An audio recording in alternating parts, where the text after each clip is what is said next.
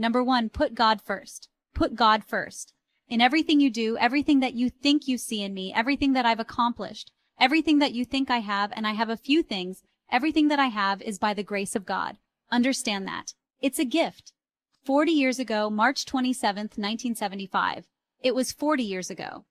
Just this past March, I was flunking out of college at a 1.7 grade point average. I hope none of you can relate at a 1.7 grade point average. I was sitting in my mother's beauty shop. They still call it beauty shop now, what they call it. Yeah, I'll sit in the beauty parlor. I was sitting in my mother's beauty parlor, and I'm looking in the mirror, and I see behind me this woman under the dryer. And every time I looked up, she was looking at me, just looking at me in the eye, and I didn't know who she was. And I said, she said, somebody give me a pen, give me a pencil. I have a prophecy. March 27th, 1975. She said, boy, you are going to travel the world and speak to millions of people. Now, mind you, I flunked out of college. I'm thinking about joining the army. I didn't know what I was going to do, and she's telling me I'm going to travel the world and speak to millions of people. Well, I have traveled the world and I have spoke to millions of people, but that's not the most important thing. The success that I had. The most important thing is that what she taught me and what she told me that day has stayed with me since. I've been protected, I've been directed, I've been corrected, I've kept God in my life and has kept me humble. I didn't always stick with him, but he always stuck with me, so stick with him in everything you do. If you think you want to do what you think I've done, then do what I've done and stick with God. Number 2, fail big. That's right, fail big. Today's the beginning of the rest of your life, and it can be very frightening, and it's a new world out there. It's a mean world out there, and you only live once. So do what you feel passionate about. Take chances professionally. Don't be afraid to fail.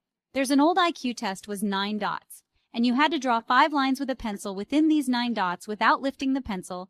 The only way to do it was to go outside the box. So don't be afraid to go outside the box. Don't be afraid to think outside the box. Don't be afraid to fail big, to dream big, but remember, dreams without goals are just dreams, and they ultimately fuel disappointment. So have dreams, but have goals, life goals, yearly goals, monthly goals, daily goals. I try to give myself a goal every day. Sometimes it's just to not curse somebody out. Simple goals, but have goals, and understand that to achieve these goals, you must apply discipline and consistency. In order to achieve your goals, you must apply discipline, which you have already done, and consistency every day, not just on Tuesday and miss a few days. You have to work at it every day. You have to plan every day. You've heard this saying, we don't plan to fail. We fail to plan. Hard work works. Working really hard is what successful people do, and in this text, tweet, twerk world that you've grown up in. Remember, just because you are doing a lot more doesn't mean you are getting a lot more done. Remember that just because you're doing a lot more doesn't mean you're getting a lot more done. Don't confuse movement with progress. My mother told me, she said, yeah, 'cause you can run in place all the time and never get anywhere. So continue to strive, continue to have goals, continue to progress. Number 3, you'll never see a U-Haul behind a hearse. I'll say it again. You'll never see a U-Haul behind a hearse. I don't care how much money you make, you can't take it with you, and it's not how much you have. It's what you do with what you have. We all have different talents. Some of you will be doctors, some lawyers, some scientists, some educators, some nurses, some teachers. Yeah, okay. Some preachers say the most selfish thing you can do in this world is help someone else. Why is it selfish? Because of the gratification, the goodness that comes to you, the good feeling that I get from helping others. Nothing's better than that. Not jewelry, not a big house. I don't have the cars, but it's the joy. That's where the joy is, in helping others. That's where the success is. Finally, I pray that you put your slippers way under the bed tonight so that when you wake up in the morning, you have to get on your knees to reach them.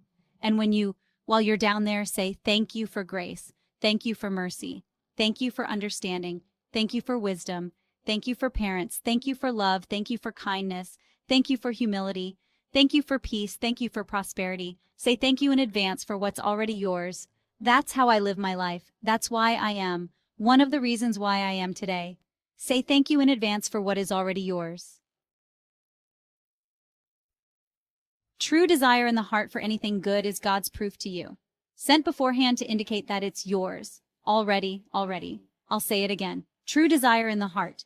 That itch that you have, whatever it is you want to do, that thing that you want to do to help others and to grow and to make money, that desire, that itch, that's God's proof to you, sent beforehand already to indicate that it is yours, and anything you want good you can have. So claim it. Work hard to get it. When you get it, reach back, pull someone else up, each one teach one. Don't just aspire to make a living, aspire to make a difference.